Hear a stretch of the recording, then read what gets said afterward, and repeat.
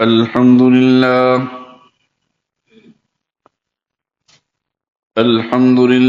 الذي هدانا لهذا وما كنا لنهتدي لولا أن هدانا الله.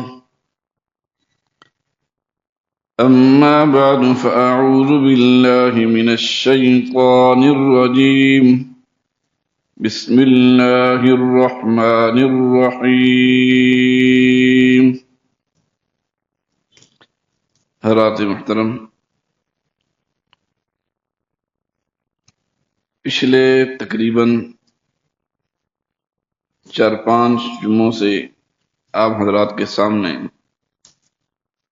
5 کلموں کے بارے میں کچھ گفتگو ہوئی، اور پچھلے سے پچھلے جمعے کو آپ حضرات نے سن ہی لیا ہوگا کہ 6واں کلمہ، جس کو کلمہ رد کفر کہتے ہیں، اس کے بارے میں بہت سارے علماء نے لکھا ہے کہ اس کی کوئی سند نہیں ملتی، کوئی مضبوط سند اس کے اب تک ملی نہیں ہے۔ ویسے الفاظ تو اس کے ٹھیک ہیں، لیکن پہلے جو 5 کلمے ہیں وہ تو احادیث مبارکہ سے ثابت بھی ہیں اور بہت سارے مسلمانوں کو یاد بھی ہیں اور ہونے بھی چاہیے۔ تو آج انشاءاللہ کوشش یہ ہے کہ پہلا کلمہ طیبہ سے کچھ تھوڑی سی بات دہرا دوں میں۔ پہلا کلمہ تو ہر انسان کو، ہر مسلمان کو یاد ہے کہ لا الہ الا اللہ محمد الرسول اللہ، کہ اللہ کے سوا کوئی عبادت اور پکار کے لائق نہیں، اور محمد الرسول اللہ صلی اللہ علیہ وسلم اللہ کے بندے اور رسول ہیں۔ اتنی بات تو ہر مسلمان کو یاد ہے۔ تو رسول اللہ صلی اللہ علیہ وسلم نے اس کا فائدہ بتایا کہ سب سے افضل ترین ذکر جو ہے وہ لا الہ الا اللہ۔ بلکہ ایک حدیث بچپن میں اپنے استادوں سے میں سنا کرتا تھا، افضل الاعمال لا الہ الا اللہ وافضل الدعاء والاستغفار، کہ سب سے افضل ترین عمل جو ہے وہ لا الہ الا اللہ ہے اور بہترین دعا استغفار ہے۔ یہاں تک تو بات درست ہے۔ اب دوسرا کلمہ، جس کو کلمہ شہادت کہا جاتا ہے، وہ بھی یقیناً اس کے الفاظ دہرانے کی شاید ضرورت نہیں ہے۔ اس کا پڑھنے کا کیا فائدہ ہے؟ رسول اللہ صلی اللہ علیہ وسلم نے فرمایا کہ جو شخص اہتمام کے ساتھ وضو کرنے کے بعد اس کلمے کو پڑھے گا تو اس کے لیے جنت کے 8 دروازے کھول دیے جائیں گے، اور پھر جس سے چاہے وہ داخل ہو جائے۔ یہ بہت بڑی بات ہے۔ اگر ہم اس کا اہتمام کریں تو یقیناً اللہ کے ہاں کوئی مشکل نہیں ہے، اللہ سب کچھ کر سکتا ہے۔ اب ہمارے اعمال درست ہوں، ہمارے عقیدہ درست ہو، انشاءاللہ ہم پھر ہماری کامیابی ہی کامیابی ہے۔ اور اس حدیث کو، اس کلمے کو 2 حدیث کی کتابیں ہیں بڑی معتبر، ایک مسلم شریف اور ابو داؤد شریف، وہ اس کا حوالہ وہاں نقل کیا گیا ہے۔ تیسرا کلمہ، جس کو کلمہ تمجید کہتے ہیں، اس کا فائدہ رسول اللہ صلی اللہ علیہ وسلم نے فرمایا کہ یہ کلمہ مجھے ہر اس چیز سے زیادہ پسند ہے جس پر سورج طلوع ہوتا ہے، یعنی سواری کائنات سے زیادہ یہ کلمہ اللہ کے نبی کو محبوب ہے۔ یعنی کوئی نہ کوئی وجہ ضرور ہے کہ اس کی بڑی افضلیت ہے، بہت اس کی فضیلت ہے۔ اس کو اگر پڑھا جائے تو یقیناً اس کے بڑے فائدے ہیں۔ اور یہ جو کلمہ ہے، کلمہ تمجید، اس کی جو سند ہے وہ مسلم شریف میں ملتی ہے، مستدرک حاکم حدیث کی کتاب ہے، اور کنز العمال، یہ 3 کتابوں میں اس کی سند ملتی ہے۔ اب جو 4تھا کلمہ ہے، کلمہ توحید جسے کہا جاتا ہے، اس کا فائدہ نبی کریم صلی اللہ علیہ وسلم نے فرمایا کہ جو شخص بازار میں داخل ہوتے وقت اس کلمے کو پڑھے گا تو اس کے لیے 10 لاکھ نیکیاں، اس کو 10 لاکھ نیکیوں کا ثواب ملے گا، اور 10 لاکھ گناہ معاف ہوں گے، اور پھر 10 لاکھ ان کو درجات اس کے بلند کیے جائیں گے۔ اور یقیناً بلکہ اس کے آگے اور فرمایا کہ اس کے لیے جنت میں ایک گھر بنا دیا جائے گا۔ یہ 4تھے کلمے کی ایک برکت ہے۔ لیکن ہم مسلمان ہیں ایسے نام نہاد کہ ہمیں یاد ایک دفعہ کر لیے لیکن ان کو دہراتے نہیں، پڑھتے نہیں، یہی سب سے بڑی ہماری کمزوریاں ہیں۔ ان کی فضیلت بہت زیادہ ہے، اگر ان پہ غور کیا جائے تو بس انسان اپنا الفاظ ہی پڑھے تو بہت بڑا اس کا درجہ ہے، لیکن اس کے ساتھ ساتھ ہمارا عقیدہ بھی درست ہو، عقیدہ بھی ان کلمات کے مطابق ہو، پھر تو بات ہے، نہیں تو پھر کوئی فائدہ نہیں۔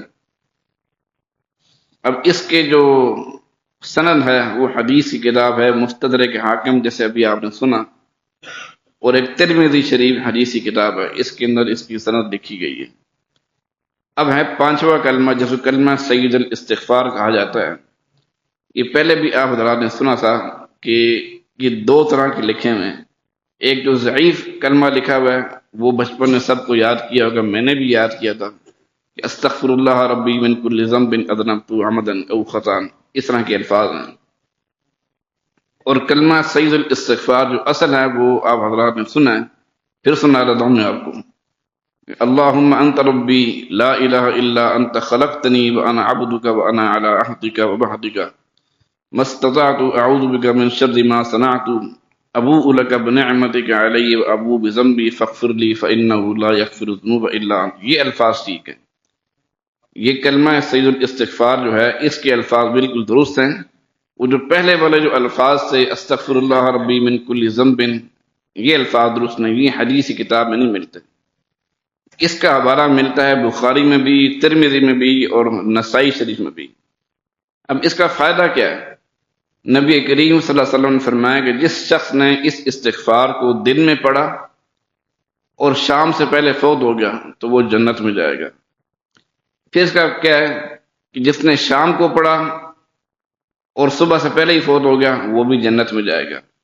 یقیناً ان الفاظ کی، ان کلمات کی بڑی فضیلت ہے۔ اللہ پاک ہمیں اس پر عمل کرنے کی توفیق عطا فرمائے۔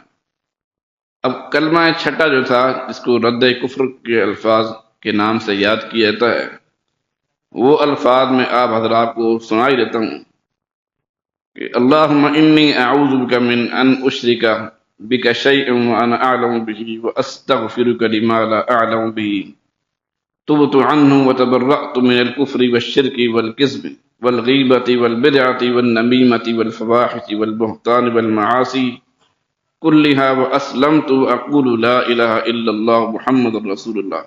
یہ الفاظ ہیں چھٹے کلمے کے، الفاظ ٹھیک ہیں اس لیے اس کو لکھ دیا گیا ہے، اس میں کوئی ایسی بات نہیں ہے، لیکن اس کی سند نہیں ملتی، یہ بڑی بات ہے۔ کسی حدیث کی کتاب کے اندر اب تک اس کی سند نہیں ملی، اس وجہ سے اس کو ہمارے ہاں جو ہے لکھ دیا جاتا ہے اور یاد بھی کیا جاتا ہے، اچھی بات ہے۔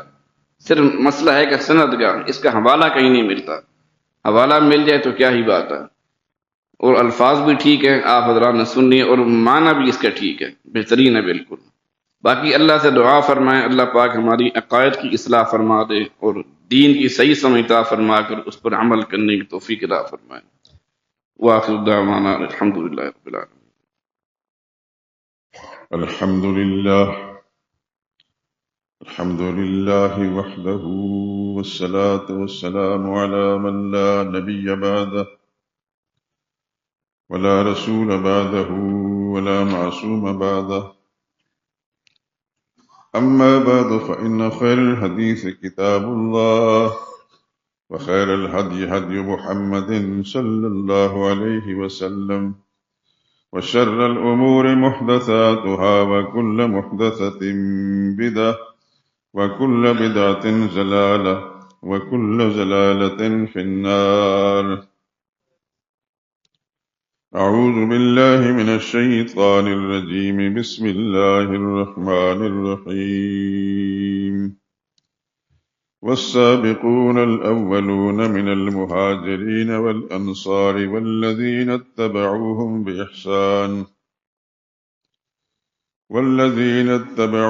بإحسان رضي الله عنهم ورضوا عنه وأعد لهم جنات تجري تحتها الأنهار خالدين فيها أبدا، ذلك الفوز العظيم۔ جن لوگوں نے سبقت اختیار کی، یعنی سب سے پہلے ایمان لائے مہاجرین میں سے بھی اور انصار میں سے بھی، اور جنہوں نے نیکی کے ساتھ ان کی پیروی اختیار کی، اللہ ان سب سے راضی ہے اور وہ اللہ سے راضی ہے۔ اللہ نے ان کے لیے ایسے باغات تیار کر رکھے ہیں جن کے نیچے نہریں بہہ رہی ہیں، وہ ہمیشہ ان میں رہا کریں گے، یہ بہت بڑی کامیابی ہے۔ سبحان ربک رب العزت عما یصفون وسلام علی المرسلین والحمد للہ رب العالمین۔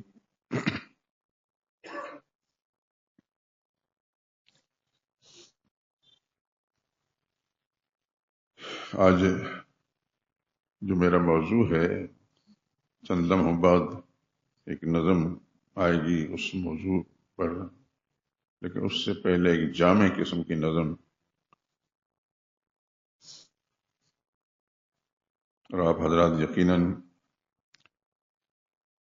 اس کو سن کر محظوظ ہوں گے، اور ایک مسلمان کا مزاج شیوہ ہی یہ ہے، وہ اللہ کے پاک پیغمبر اور پاک پیغمبر صلی اللہ علیہ وسلم کی پاکیزہ جماعت کے تذکرے کو سن کر خوش ہی ہوتا ہے، محظوظ ہی ہوتا ہے۔ یہ دل علامت ہوتی ہے اس بات کی کہ اس کی ایمانی سطح کہاں تک ہے۔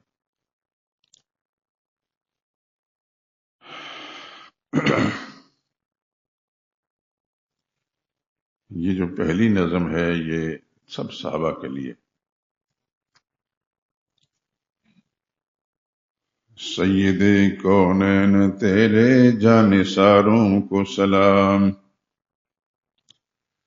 سید کونین تیرے جانثاروں کو سلام، یعنی گردون نبوت کے ستاروں کو سلام۔ انبیاء کے بعد شورا ہے انہی کے نام کا، انبیاء کے بعد شورا ہے انہی کے نام کا، جن کی ہمت سے پھلا پھولا چمن اسلام کا، ان حجازی غازیوں کو شہسواروں کو سلام۔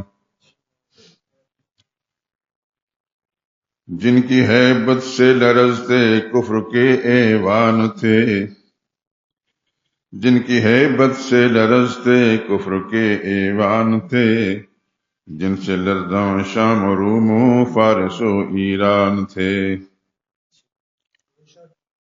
جن کی ہیبت سے لرزتے کفر کے ایوان تھے، جن سے لرزاں شام و روم و فارس و ایران تھے، ان خلافت راشدہ کے تاجداروں کو سلام۔ جن کا حملہ دشمنوں کو موت کا پیغام تھا، اس زمین پر کفر جن سے لرزہ بر اندام تھا، جن کا حملہ دشمنوں کو موت کا پیغام تھا، اس زمین پر کفر جن سے لرزہ بر اندام تھا، حق کی خوشنودی کے مخلص خواستگاروں کو سلام۔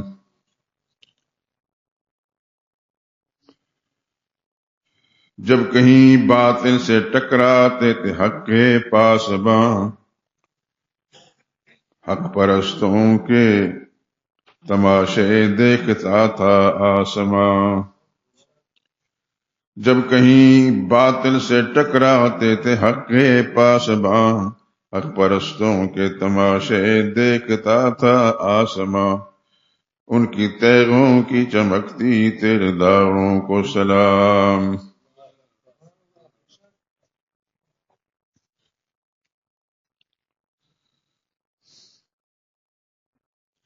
ان کی کوشش سے ہمیں قرآن کی دولت ملی، ان کی کوشش سے ہمیں قرآن کی دولت ملی، ان کی ہمت سے رسول اللہ کی سنت ملی، ان کی کوشش سے ہمیں قرآن کی دولت ملی، ان کی ہمت سے ہمیں رسول اللہ کی سنت ملی، ان رسول ہاشمی کے رازداروں کو سلام۔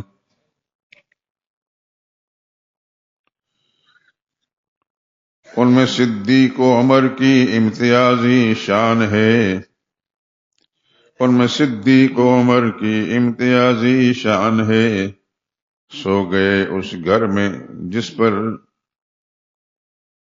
خلد بھی قربان ہے۔ ان میں صدیق و عمر کی امتیازی شان ہے، سو گئے اس گھر میں جس پر خلد بھی قربان ہے۔ گنبد خضرا کی رونق کو بہاروں کو سلام، ہر قدم ان کا خدا کے حکم کی تعمیل تھی، ہر قدم ان کا خدا کے حکم کی تعمیل تھی، ان کے ہر قول و عمل میں دین کی تکمیل تھی۔ دعوت دین الہ کے شاہکاروں کو سلام، دین کی خاطر نہ کمتر فکر جانو مال کی، دین کی خاطر نہ کمتر فکر جانو مال کی، ان صحابہ کی محبت جزو ہے ایمان کی۔ رحمت للعالمین کے پاسداروں کو سلام، سید کونین تیرے جانثاروں کو سلام، یعنی گردون نبوت کے ستاروں کو سلام۔ نعرہ تکبیر، نعرہ تکبیر، تاج و تخت ختم نبوت، تاج و تخت ختم نبوت، عظمت صحابہ، شان صحابہ۔ جزاکم اللہ خیرہ۔ جیسا میں نے پہلے عرض کیا تھا کہ ایک نظم جو پہلے عرصہ پہلے ایک خوش نصیب شاعر نے لکھی، جو ابھی آپ کو میں نے سنائی، لیکن آج جس موضوع پر میں گفتگو کرنا چاہتا ہوں وہ ان خوش نصیب انسانوں، اللہ کے پاک پیغمبر صلی اللہ علیہ وسلم کے خدمت گزاروں میں سے ایک شخصیت ہے۔ ان کی منقبت پر ایک نظم لکھی ہے، اور آپ سوچتے ہوں گے کہ وہ کون ہے۔ یہ جو ماہ مبارک رجب المرجب جس کی آج غالباً 12 تاریخ ہے، اس ماہ مبارک کی 22ویں تاریخ کو ان کی یوم وفات ہے۔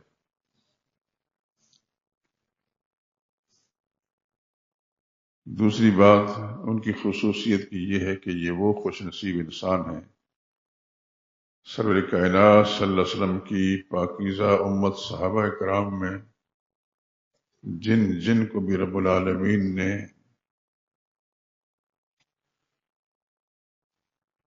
اقتدار کا منصب نصیب فرمایا، ان میں سے یہ واحد انسان ہیں جو 65,74,000 رقبہ مربع میل کے رقبے پر حکمران تھے۔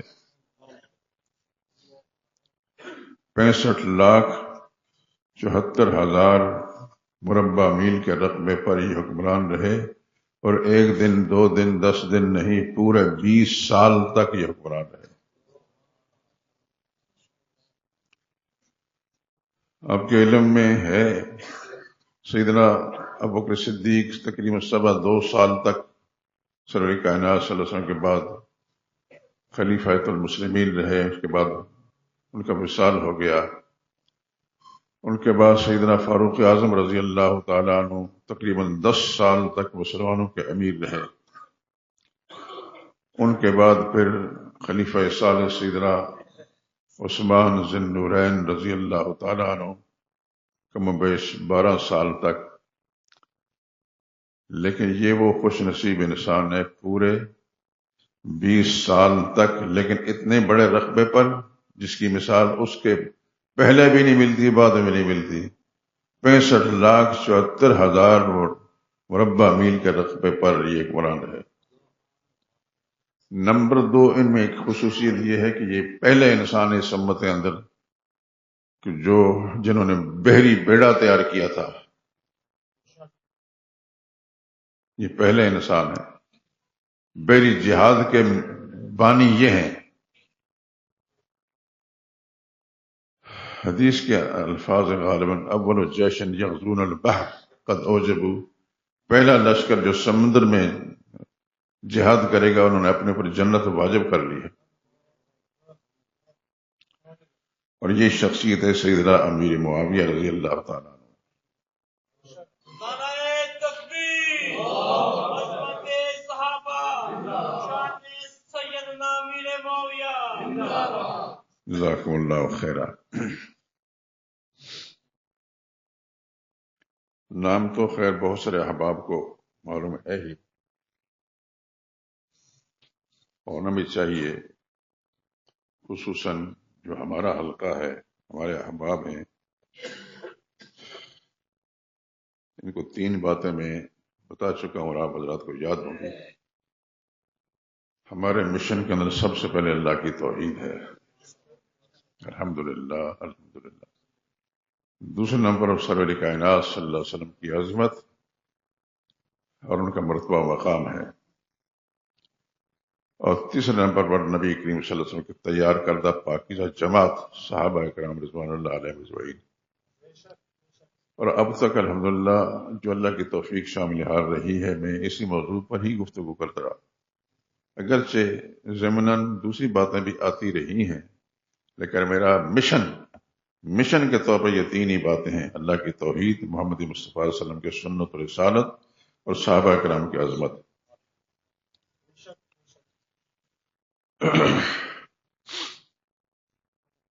یہ جو نظم میں پڑھنے لگا ہوں اس سے پہلے کبھی نہیں پڑھی میں نے.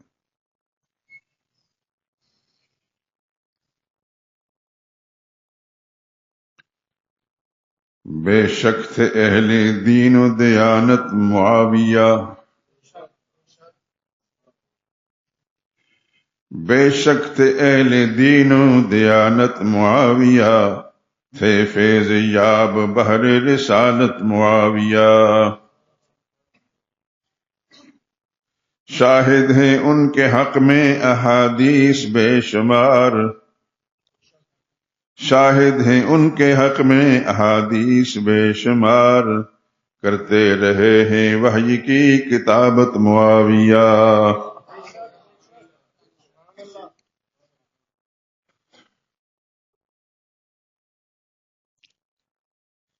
عہد شباب سارا گزرا جہاد میں، عہد شباب سارا گزرا جہاد میں، فوجوں کی کر رہے تھے قیادت معاویہ. میدان کارزار شہادت میں 5 وقت، میدان کارزار شہادت میں 5 وقت، کرتے مجاہدوں کی امانت معاویہ. میدان کارزار شہادت میں 5 وقت، کرتے رہے مجاہدوں کی امامت معاویہ. اللہ کے نبی کی دعاؤں سے ہو گئے، اللہ کے نبی کی دعاؤں سے ہو گئے، سرمایہ دار نقد عمارت معاویہ.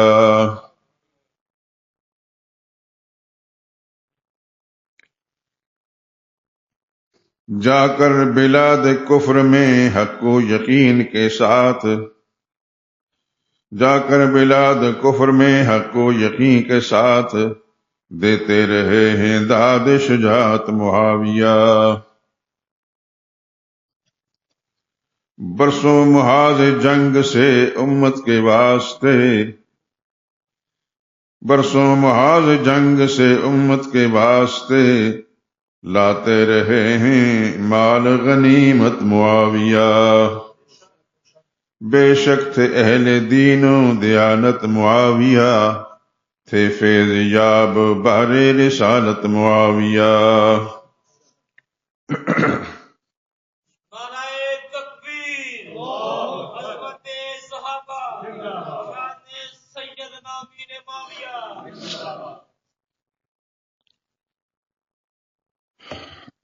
حضرات محترم،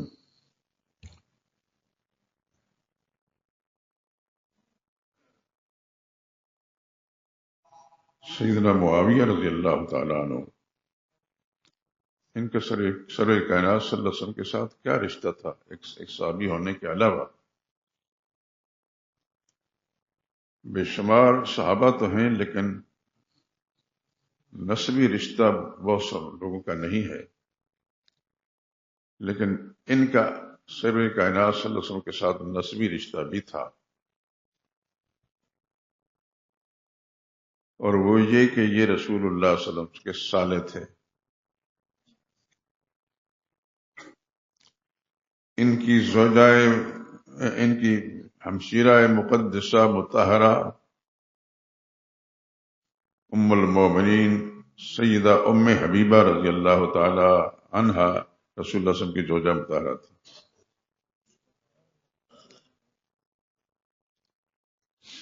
جب میں ذکر کرتا ہوں تو پھر دل میں ایک عجیب سی امنگ اٹھتی ہے کہ میری اپنی طبیعت کی خرابی یا حالات کے ناسازی کے سبب سے جو کچھ میں لکھ چکا ہوں مکمل ہو چکا ہے، لیکن اس کی غلطیاں پروف ریڈنگ جسے کہتے ہیں نہیں نکال سکتا، اور ابھی تک آپ حضرات کے ہاتھ میں نہیں آئی۔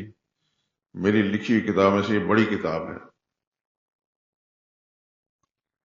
اور میرے دل میں سمجھو کہ ایک رنج سا ہوتا ہے کہ میرے اپنے اعمال کی شامت سے یہ کتاب اب تک منظر عام پر نہ آ سکی، اور میرے احباب جن کا بار بار تذکرہ بھی کر چکا، یقیناً دل میں طلب تو ہوگی۔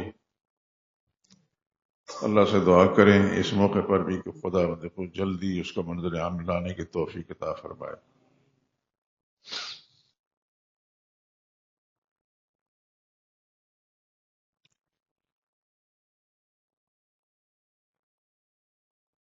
سیدنا معاویہ رضی اللہ تعالیٰ عنہ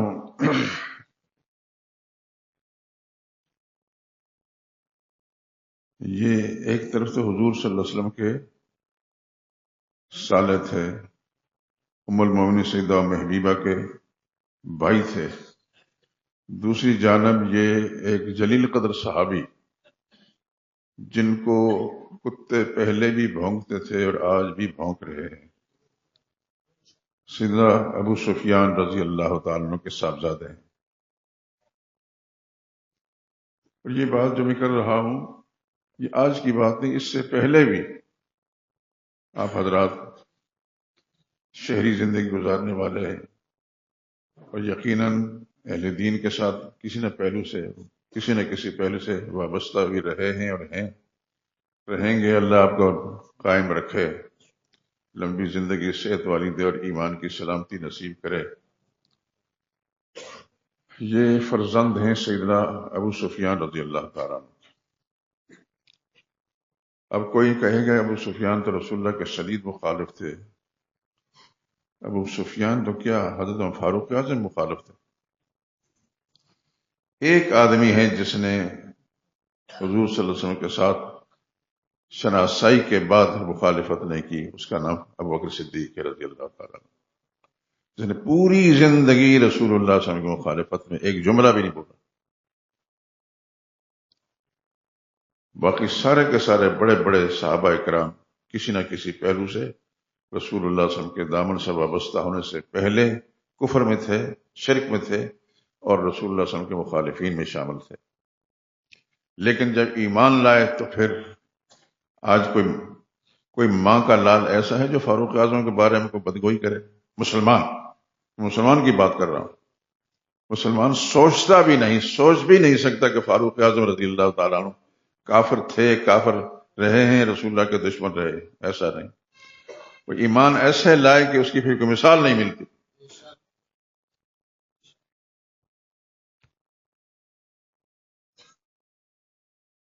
تو سیدنا ابو سفیان رضی اللہ تعالیٰ عنہ کے بارے میں تھوڑا سا متعارف کرا دوں۔ یہ قبیلہ بنو امیہ کے بڑے آدمی تھے، اور بنو امیہ سارے کا سارا جو ان کے تابع تھے، اور مشرکین میں سارے کے سارے لوگ جتنے بھی بنو امیہ کے تھے وہ ان کے تابعدار پیروکار تھے.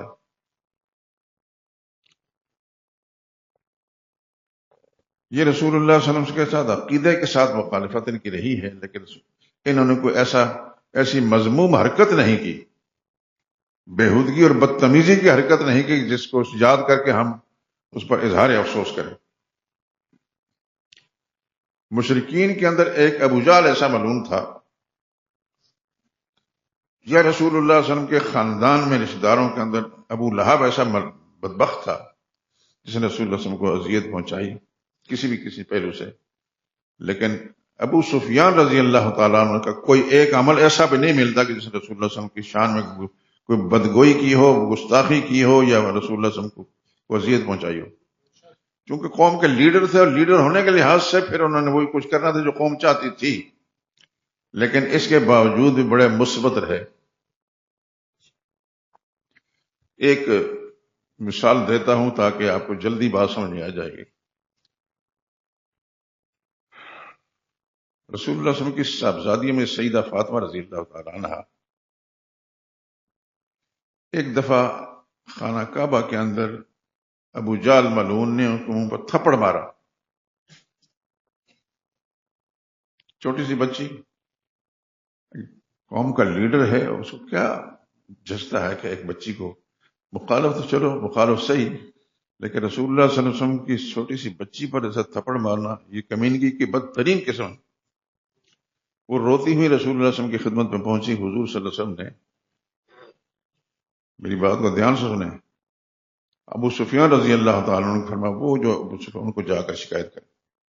حالانکہ سیدہ فاطمہ نے حضور سے اپنے ابا سے شکایت کی، لیکن حضور صلی اللہ علیہ وسلم نے نسبت کی ابو سفیان کو جا کر بتائیں.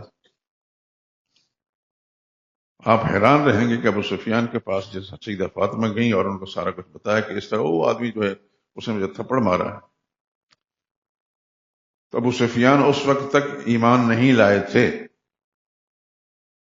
ابو سفیان سیدہ فاطمہ کو ساتھ لے جا کر ابو جہل جہاں بیٹھا تھا اپنی ٹیم کے اندر بیٹھا تھا، پھر میرے سامنے اس کے منہ پر اسی طرح تھپڑ مار جس نے اس نے مارا.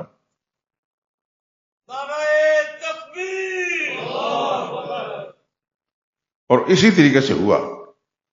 چونکہ وہ لیڈر تھا، یہ بھی لیڈر تھے، انہوں نے اس کے سامنے سیدہ فاطمہ رضی اللہ تعالیٰ عنہ کو اشارہ کیا کہ اس کے منہ پر تھپڑ مار، اور سیدہ نے مارا. وہ جو کچھ دل میں آیا وہ ہوگا، لیکن کچھ انتقام نہ کر سکا. سیدہ ابو سفیان رضی اللہ تعالیٰ عنہ کو برا بلا نہ کہہ سکا. اور پھر دوسری بات یہ بھی، میں جو کہہ رہا ہوں اس کو اگر آپ حضرات پوری طرح سمجھیں تو کسی صاحب علم سے پوچھیں، جاہل سے نہیں. میری بات کو غور سے سنیں. میری طرح داڑھی رکھے ہوئے، سب ہو سکتا ہے پگڑی باندھی ہو، مسجدوں کے امام اکثر جاہل ہیں الا ماشاء اللہ. میری بات کو دھیان سے سن لیں، اکثر جاہل ہیں، پتہ نہیں ہوتا کسی بات کا. تو رسول اللہ صلی اللہ علیہ وسلم کو مشرکین جب بہت زیادہ تنگ کرتے مکی زندگی کے اندر، تو حضور صلی اللہ علیہ وسلم ابو سفیان رضی اللہ تعالیٰ اس وقت مشرک تھے، ان کے گھر جا کر پناہ لیتے تھے. میری بات سمجھ میں آ گئی ہے؟ مکی زندگی کے اندر مشرکین جب حضور صلی اللہ علیہ وسلم کو تنگ کرتے تھے، ابو سفیان پر ایمان نہیں لائے تھے، اس کے باوجود حضور صلی اللہ علیہ وسلم کو پتا تھا کہ یہ مومن تو نہیں ہے، ایمان نہیں لایا، لیکن ہے شریف انسان. ابو سفیان کی شرافت کا ان کو پتا تھا. نبی کریم صلی اللہ علیہ وسلم ابو سفیان کے گھر میں جا کر پناہ لیتے تھے. پھر اس کا ایک اثر بعد میں یہ ہوا، فتح مکہ کے موقع پر جب ابو سفیان رضی اللہ تعالیٰ عنہ بھی اور بہت سارے لوگ ایمان لائے ہیں، اس وقت رسول اللہ صلی اللہ علیہ وسلم کے فرمان حدیث کی کتابوں کے اندر موجود ہے. بہت سے لوگ، حضور نے فرمایا کہ جو خانہ کعبہ میں پناہ لے گا اس کو کچھ نہیں کہیں گے، جو اپنے گھر کا دروازہ بند کر لے گا اس کو کچھ نہیں کہیں گے. اس طرح کی ساری باتیں کرنے کے بعد حضور نے فرمایا من دخل دار ابا سفیان فهو آمن، جو ابو سفیان کے گھر میں جا کر پناہ لے گا اس کو بھی امن مل جائے گا. ایسا ہی ہوا. اس کو بھول نہ جانا. لیکن آپ کو میں پھر عرض کر چکا ہوں کہ ہمارے ہاں مساجد کے اندر اکثر امام یا خطیب کہہ لیں اللہ ماشاء اللہ جاہل ہیں.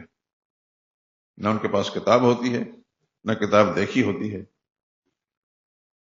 چونکہ مجھے رپورٹیں ملتی رہتی ہیں دائیں بائیں سے، لیکن میں کبھی ذکر نہیں کرتا، کسی شخص کو معین مشخص کر کے ذکر نہیں کرتا، لیکن اتنا مجھے اندازہ ہو جاتا ہے کہ جاہل ہے. آپ حضرات کو میں بشارت دیتا ہوں کہ خدا کا شکر ہے، اللہ کا شکر ہے کہ آپ کے سامنے بیان کرنے والا بڑا عالم تو نہیں، لیکن جو کچھ بیان کر رہا ہے جہالت سے بات نہیں کرتا، علم سے بات کر رہا ہے. یہ اللہ کا احسان میں بیان کر رہا ہوں، میرا کوئی اپنی ذاتی کمال نہیں بیان کر رہا. اور دوسری بات یہ کہ الحمدللہ ایک بڑا ذخیرہ کتابوں کا میرے پاس موجود ہے. ہر فن کی کتاب موجود ہے، ہر فن کی. بلکہ پاکستانی ایک بڑا عالم آپ نہیں جانتے ہوں گے، ایک دفعہ میرے پاس تشریف لائے. وہ میں نے اصرار کیا تھا کہ آپ تشریف لائیں. وہ آئے تو میرے لائبریری کے دروازے پر پہنچ کر رک گئے. کہنے کاش مجھے پہلے پتہ چلتا کہ آپ کی اتنی بڑی لائبریری ہے، تب میں اپنے سارے ساتھی جو ان کو واپس بھیج دیتا، 3-4 دن آپ کی لائبریری سے استفادہ کرتا. یہ اللہ کا شکر ہے. ہر فن کی کتاب میرے پاس موجود ہے، اور میں جہاں بھی گیا ہوں مجھے کسی چیز سے دلچسپی ہے ہی نہیں سوائے کتاب کی. 1980 میں جب آپ حضرات یقیناً اس بات کو جانتے ہوں گے، لاہوریوں کو تو پتہ ہوگا، دارالعلوم دیوبند کا 100 سالہ پروگرام تھا، 100 سالہ. اور دارالعلوم دیوبند کے فارغ التحصیل پڑھے لکھے لوگ پاکستان کے اندر موجود ہیں، ہر ملک میں موجود ہیں. تو یہاں جامعہ اشرفیہ کے اندر پروگرام بنایا کہ جس نے بھی ہندوستان جانا ہے، دارالعلوم دیوبند جانا ہے، اپنے پاسپورٹ یہاں جمع کرا دیں. میں بھی طالب علم ایسی سے گیا، خیر الحمدللہ پاسپورٹ جمع کرا دیا. قصہ مختصر ہے کہ ہم چلے گئے دارالعلوم دیوبند، پہنچ گئے. پورا دن پوری رات لگ گئی. دارالعلوم دیوبند پہنچ گئے. بہت بڑا گراؤنڈ تھا، جیسے رائے بینڈ کا تولیہ جماعت ہے، اس سے کہیں بہت بڑا تھا. اس کے اندر بے شمار لوگ پورے ہندوستان بھر سے آئے ہوئے تھے، دوسرے علاقوں سے بھی، بنگلہ دیش سے بھی، پتہ نہیں کہاں کہاں سے آئے ہوئے تھے، ہم تو جانتے نہیں تھے. تو میں وہاں دیکھتا کہ جہاں جہاں کتابوں کا پنڈال لگا ہوا ہے وہاں کتابوں کے پاس پہنچ جاتا. جس طرح بھوکے کو روٹی چاہیے ہوتی ہے، میں کتاب کا بھوکا تھا. جہاں بھی کتابیں تھیں وہاں کتابوں کے پاس پہنچ گیا. کتنا الحمدللہ طالب علمانہ ایسی جو کچھ توفیق تھی اس وقت، کتابیں میں نے وہاں سے اکٹھی کی. جب ان کو تولا تو تقریباً 9 من کتابیں تھیں. اب ظاہر بات ہے کہ وہاں سے واپس لانا ایک بڑا مسئلہ. میں نے جانا تھا دہلی. ہمارے ساتھ یہ اس مسجد ہماری کے جو متولی تھے چودھری عبدالحکیم صاحب، اللہ بری کی رحمت کرے، وہ میرے ساتھ دہلی جانے کے لیے تیار ہو گئے. مجھے بھی کئی چیزیں پیش نظر تھیں. اب ان کتابوں کیا کریں، تو ہمارے ساتھ ایک عالم تو آج کل وہ انگلینڈ میں ہوتے ہیں، قاری عبدالرشید، اللہ انہیں سلامت رکھے. مولانا رسول خان صاحب جو بہت بڑے عالم تھے، جو ہندوستان، پاکستان بلکہ پورے ایشیا کے استاد تھے. سننے میں آیا کہ اس مسجد کا سنگ بنیاد مولانا رسول خان صاحب رحمۃ اللہ، جامعہ شریف کے استاد تھے. میرے آخری سال کے اندر مولانا رسول خان صاحب رحمۃ اللہ تعالیٰ سے میں نے ترمذی شریف پڑھی. یہ اللہ پاک کا خاص بڑا احسان ہے. ان کے وہ پوتے ہیں، تو وہ بھی میرے ساتھ تھے. انہوں نے کہا کہ کیا مسئلہ؟ میں نے کہا مسئلہ یہ ہے کتابیں یہاں سے، اس پارسل کا تو مسئلہ ہی کوئی نہیں، پارسل تھا یا نہیں تھا، تو کتاب میں چھوڑ نہیں سکتا. تو انہوں نے کہا جی کوئی بات نہیں، میں کتاب میں لے جاؤں. انہوں نے واپس پاکستان آنا تھا، وہ میری کتاب لے. اللہ ان کو جزائے خیر عطا فرمائے. عرض کرنے کا مقصد ہے میں جہاں کہیں گیا ہوں کتابیں، سعودیہ میں جتنی مرتبہ بھی اللہ پاک توفیق پہنچایا، کئی من کتابیں وہاں سے لایا ہوں. تو ایک بڑا مکتبہ الحمدللہ میرے پاس کتابوں کا موجود ہے، مجھے ہی پتا ہے. تو اللہ سے دعا کریں کہ اللہ تعالیٰ ان سے استفادہ کرنے کی اور آپ حضرات ایسے جتنے مسلمان ہیں ان کو فائدہ پہنچانے کی توفیق عطا فرمائے۔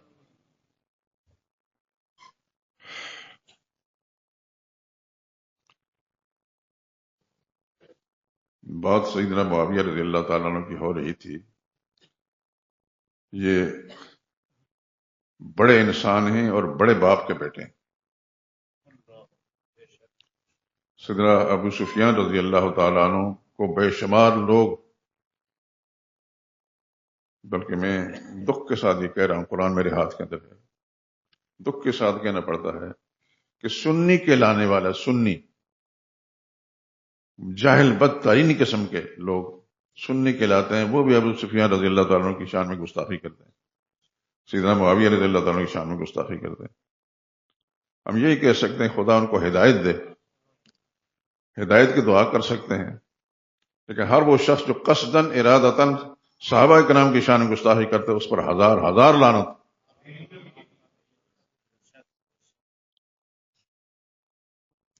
حدیث میں رسول اللہ صلی اللہ علیہ وسلم اذا رأیتم الذین یسبون اصحابی، جب تم دیکھو کہ اس شخص کو وہ میرے صحابہ کا بدگوئی کرتے ہیں، فقولوا لعنت اللہ علی شرکم، تو کہہ دو کہ خدا تمہارے جیسے بدکاروں پر خدا کی لعنت ہو۔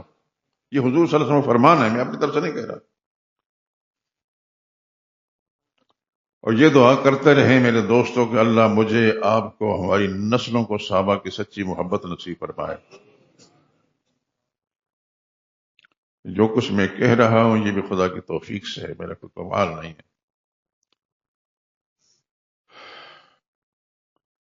ہمارے شیخ حضرت شیخ القرآن رحمۃ اللہ تعالی علیہ جب صحابہ کا تذکرہ آ جاتا تھا رونے لگ جاتے تھے، اس قدر وارفتگی ان پر ہوتی تھی اور صحابہ کی اتنی محبت تھی کہ میں نے کم ہی کسی نے دیکھی، اور ہم ان کی جوتوں کے اندر بیٹھنے والے لوگ ہیں۔ اللہ سے دعا کرتا ہوں آپ کے لیے بھی، اپنے لیے بھی، اور میری اور آپ کی جو نسلیں ہیں، ہمارے احباب ہیں، دوست ہیں، سب کے لیے کہ یا اللہ سب کو صحابہ کی سچی محبت، عقیدت نصیب فرما اور ان کے نقش قدم پر چلنے کی توفیق عطا فرما۔ تو سیدنا ابو سفیان رضی اللہ تعالیٰ عنہ کے صاحبزادے تھے حضرت معاویہ رضی اللہ عنہ۔ میں نے ابھی عرض کہہ دیا کہ یہ حضرت ام حبیبہ کے بھائی تھے، رسول اللہ صلی اللہ علیہ وسلم کے سالے تھے، لیکن اللہ تعالیٰ نے ان کو یہ ایک امتیازی شان عطا فرمائی تھی کہ یہ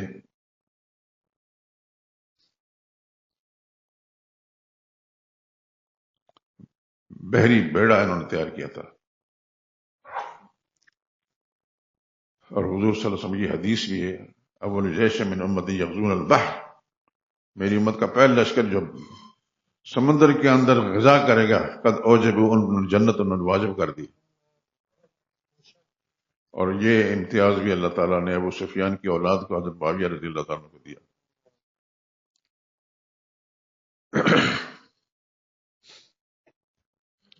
چونکہ اسی مہینے کی 22ویں تاریخ کو سیدنا معاویہ رضی اللہ تعالیٰ کی یوم وصال ہے، یوم وفات ہے۔ گزشتہ جمعہ بھی اگر میری طبیعت ٹھیک ہوتی، اب بھی اگرچہ ٹھیک نہیں ہے، میں دیکھ رہا ہوں کہ قرآن کریم میں پوری طرح نظر نہیں پڑ رہی، لیکن اللہ کی توفیق سے جو کچھ بھی ہے وہ آپ کے سامنے گوشت گزار کر رہا ہوں۔ امید ہے کہ شاید آگے اللہ تعالیٰ توفیق دے دیں گے، اور دعا آپ حضرات سے دعا کی درخواست کرتا ہوں، کیونکہ میں اگر آپ کے لیے دعا کرتا ہوں، آپ نے مجھے کہا نہیں ہے، لیکن میں خدا کی قسم کھا کر کہتا ہوں کہ میں آپ سب لوگ کی دعا کرتا ہوں، اللہ قبول فرمائے۔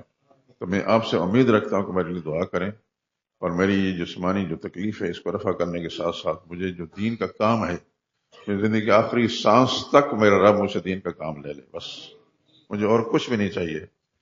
اللہ تعالیٰ مجھ سے دین کا کام لے لے، اور جو کچھ میں لکھ چکا ہوں یا لکھنا چاہتا ہوں اس میں جو رکاوٹیں ہیں اللہ ان رکاوٹوں کو دور فرما دے۔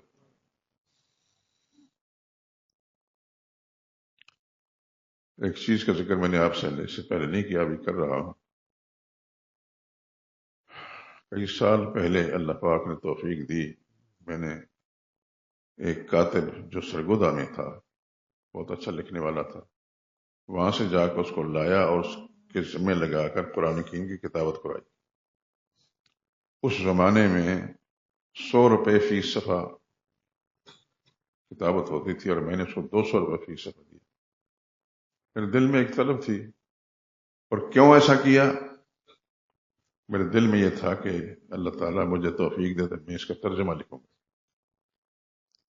آسان ترجمہ جو عام مسلمان اسے استفادہ کر سکے. کہ قرآن کریم کتابت ہو چکی، چھپ بھی گیا. الحمدللہ اس مسجد کے بہت سارے ہمارے مسلمان ساتھی جو ہیں انہوں نے اس قرآن کریم کو لیا ہے، گھروں تک پہنچا ہے. بہت اچھا اور خوبصورت. بلکہ میں اب یہ کہتا ہوں کہ میرے پاس دنیا کے ہر ملک کے قرآن کریم ہے. ایک طلب اللہ پاک نے ڈالی ہے. قرآن کریم کا ایک نسخہ انڈیا میں چھپا تھا اور میں نے اردو بازار میں ایک ساتھی کے پاس دیکھا، مسلمان کے پاس. بڑی پرانی بات ہے. تو اس سے میں نے پوچھا تو کہنے لگا میں انڈیا سے لایا ہوں. میں نے کہا بیچتے نہیں؟ اس نے انکار کر دیا. لیکن شاید میرا رب کوئی سبب بنا دے گا. چند دن کے بعد میں گھر میں تھا نہیں تو میں واپس آیا تو میری اہلیہ نے بتایا کہ یہ صاحب ایک قرآن کریم دے گیا. اللہ کی شان وہ وہی قرآن کریم تھا. میں نے اس زمانے میں اس کو آفر دی تھی کہ 5,000 روپے لے لیں، دے دیں. اس نے کہا نہیں. اور وہ قرآن کریم لا کر دینے والا وہ نہیں تھا، کوئی افریقی تھا. وہ افریقی آدمی تھا، ہم نہیں جانتے کون تھا. وہ لا کر دے گیا. وہ قرآن کریم میرے پاس موجود. مجھے قرآن کریم اللہ کی کتاب کے ساتھ ایک شغف ہے، اللہ قبول فرمائے. تو میں چاہتا تھا کہ جس طرح کا قرآن کریم میں چاہتا ہوں اس طرح کا لکھا جائے. چنانچہ ہمارے تاج کمپنی کے ادارے یا اور لوگوں نے جتنے بھی قرآن کریم کتابت کرے سب بیکار. اہل حدیث یہاں کا ان کا مکتبہ ہے دارالسلام، انہوں نے ایک قرآن کریم چھاپا تھا، شاید اب بھی ہے. وہ بہت خوبصورت قرآن کریم چھاپا. عبد المالک مجاہد شاید اس کے ذمہ دار تھے. انہوں نے قرآن کریم چھاپا. وہ قرآن کریم میں نے لیا اور پھر اس کاتب کو دیا. میں نے کہا یہ قرآن کریم اس پیٹرن پر لکھا ہے. اور اس نے لکھا. میں یہ کہہ سکتا ہوں کہ تاج کمپنی یا دیگر اداروں نے قرآن کریم اتنا خوبصورت نہیں لکھا جتنا میں نے لکھوایا الحمدللہ اللہ کی توفیق سے. تو میں یہ چاہتا تھا کہ اس کا ترجمہ کر لوں، لیکن اللہ کے ہر کام میں کوئی حکمت ضرور ہوتی ہے. اب تک ترجمہ نہیں کر سکا. وہ قرآن کریم میرے پاس موجود ہے الحمدللہ. تو کئی چیزیں ایسی ہیں کہ انسان چاہتا ہے کچھ ہے تو ہوتا کچھ ہے. اللہ تعالیٰ کی مرضی کے بغیر انسان کی مرضی نہیں چل سکتی. لیکن آپ حضرات سے میں پھر کہتا ہوں کہ میرے لیے دعا کریں کہ مجھے اللہ تعالیٰ اپنے ارادوں میں جو دینی ارادے ہیں کامیابی عطا فرمائے. اور جب تک میری سانس چل رہی ہے، زندگی ہے، میں آپ حضرات کے سامنے صحیح بات بیان کر سکوں اور آپ ان باتوں کو آپ اپنے حلقہ احباب میں اپنے عزیزوں تک نقل کر سکیں اور وہ سچائی جو ہے پھیل جائے دنیا میں. تو اس لیے میں نے آج یہ سیدنا معاویہ رضی اللہ تعالیٰ عنہ کا تذکرہ کیا کہ اسی مہینے کی 22ویں تاریخ کو ان کی ہمیں وفات ہے.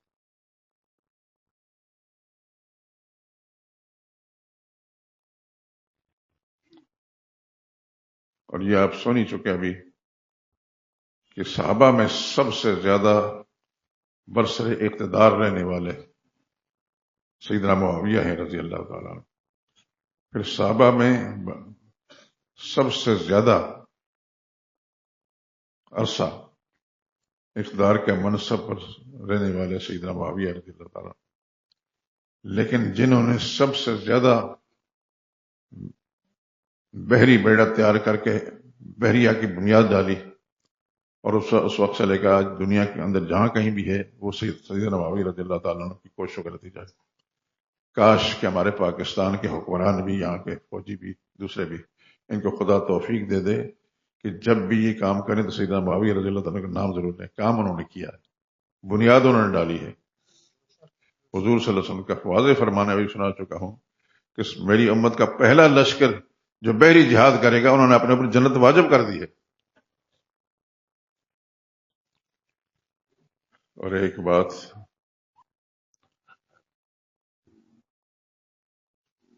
حضرت ابو ایوب انصاری رضی اللہ تعالیٰ عنہ ایک مشہور صحابی ہیں، بہت مشہور صحابی ہیں. یہ بھی سیدنا معاویہ رضی اللہ تعالیٰ عنہ کے لشکر کے اندر تھے. سیدنا معاویہ عمر میں چھوٹے ہیں، لیکن اللہ کے شان کے ان کی اندر جو خوبیاں تھیں وہ صحابہ کرام کو سمجھ تھی.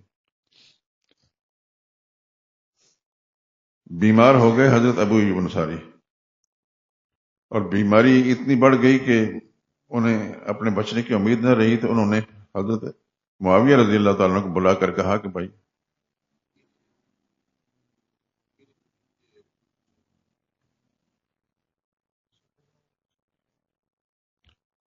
یہ بات کی باتیں ہیں. خیر، سیدنا معاویہ رضی اللہ تعالیٰ عنہ نے ان کی ساری بات سنی اور پھر انہیں جنازہ بھی پڑھایا.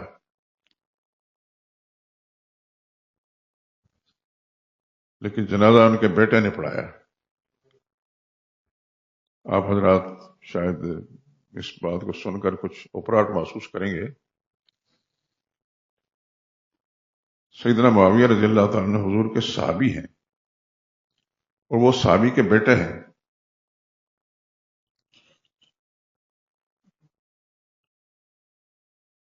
جب حضرت ابو ایوب انصاری رضی اللہ تعالیٰ عنہ کا انتقال ہوا تو انہوں نے امیر یزید کو بلا کر کہا کہ بھائی میری مگر موت واقع ہو جائے تو ایک تو یہ کہ مجھے میرا جنازہ آپ نے پڑھانا ہے، دوسرا یہ کہ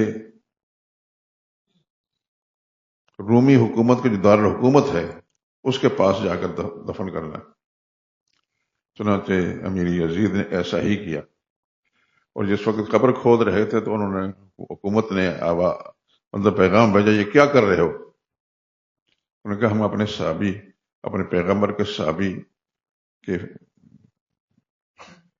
ارادے پر عمل کر رہے ہیں. انہوں نے کہا کہ تم اگر چلے جاؤ گے تو ہم ان کی قبر کھود کر باہر پھینک دیں گے. اس وقت امیر یزید نے ایک جملہ کہا، آپ حضرات بھی یاد رکھنا. فرمان لگے اگر ایسا ہوا، عمل تم کر نہیں سکو گے، ایسا ہوا تو خطہ عرب کے اندر کسی ایک گرجے کو میں سلامت نہیں چھوڑوں گا. یہ جملے انہوں نے کہے، اور اس کا نتیجہ یہ ہے کہ وہ پھر خوف زدہ ہو گئے. انہوں نے آج بھی حضرت ابو ایوب انصاری رضی اللہ تعالیٰ عنہ قبر وہاں موجود ہے. رومی حکومت تو نہیں ہے لیکن قبر وہاں موجود ہے. آپ حضرات گئے ہوں گے یا آپ کا کوئی ملنے والا گیا ہوگا، میں نے وہ تصویریں دیکھی ہیں، تصویروں کے باقاعدہ ان کا نام لکھا ہوا. ان لوگوں کے بڑے بڑے کارنامے میرے دوستوں بزرگوں. بس میں ایک بات آپ حضرات سے کہتا ہوں کہ صحابہ کی محبت کو دل میں اس طرح جگہ دیں کہ اس سے بڑھ کر ایک نبی کی ذات ہو سکتی ہے. بس صحابہ سے بڑھ کر کوئی اور نہیں. ہمارے ماں باپ صحابہ کرام کے برابر نہیں، ان کی جوتوں کے برابر بھی نہیں.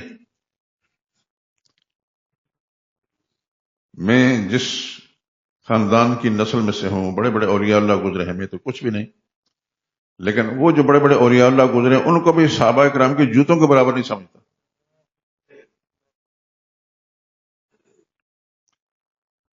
صحابہ کی محبت اس درجے میں ہو، اور آپ حضرات ہر وقت خدا سے دعا مانگیں کہ یا اللہ ہمیں نبی کریم صلی اللہ علیہ وسلم کی پاکیزہ جماعت جو ہے اس کے ساتھ ایسا وابستہ رکھ کہ ہر وقت ہمارا دل دماغ اس سے لبریز ہوں اور ان کے نقش قدم پر چلنے والے بن جائیں. تو آج جو میں نے تذکرہ کیا تو اس لیے کیا کہ اسی ماہ مبارک کے اندر ان کا یوم وصال ہے، اور آپ حضرات اپنے بھائیوں کو، اپنے عزیزوں کو، حتیٰ کہ خواتین کو بھی ان چیزوں سے آگاہ کر لیں، کیونکہ جس دور کے اندر میں اور آپ گزر رہے ہیں اس کے اندر صحابہ کرام کے دشمنوں کی بہت بہتات ہے، بہت زیادہ. لیکن ہم کسی کو گالیاں تو نہیں دیتے، گالی دینے کا کس کہتے ہیں.